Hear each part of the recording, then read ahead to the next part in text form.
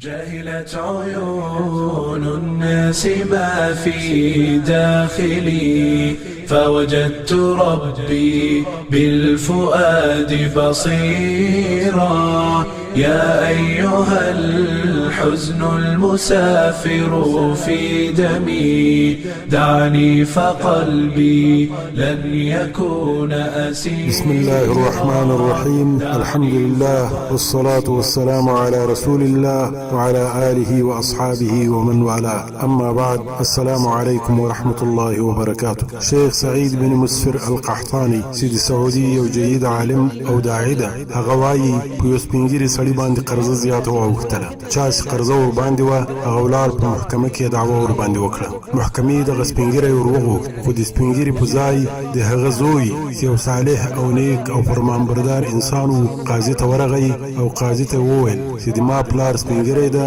او نڅ کولای دا قضیه تعقیب کړي. بناء د هغه قرض زما په نامه کړه او هر سزاوي هغه ته زه تیار یم. قاضي ورته وویل چې ولاړ سه او د قرضې بندوبست وکړه. تاریخ یې ورته وټاکو. په هغه تاریخ باندې بیرته وغوښت. کله چې هغه ځوان راغی او قاضي ته ودرېدو، قاضي ورته وویل چې آیا قرضه دې برابره کړه؟ هغه ورته وویل چې نه.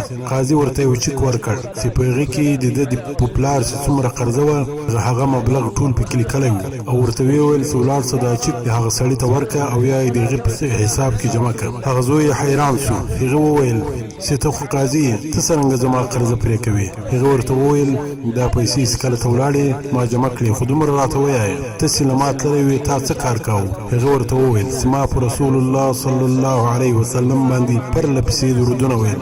تقریبا په ورځ کې مې 14,000 وارې په رسول الله صلی الله علیه وسلم باندې درود یایو. په رسول الله صلی الله علیه وسلم چې څوک درود زیات وایي، الله تعالی د هغه پریشاني ختموي، د هغې قرضې پرې کوي، د هغه په رزق کې برکت اچوي او د هغه د ګناهونو د مغفرت سبب ګرځي. شیخ سعید بن مسفر القحطاني په دې ویډیو کې یو بله قصه کوي د شیخ محمد حسان له قوله چې هغه یو ژوندی او جید د عربي هیوادونو یو عالم او داعی ده. شیخ محمد حسان وایي یو نجلۍ راته راغله چې تقریبا د 14 کلو وه او علم او پوهه یې هم دومره زیات لیک او لوست یې نه درلود. هغې راته وویل چې زه رسول الله صلی الله علیه وسلم په هفته کې 2 ځلې یا 3 ځلې په خوب باندې وینم.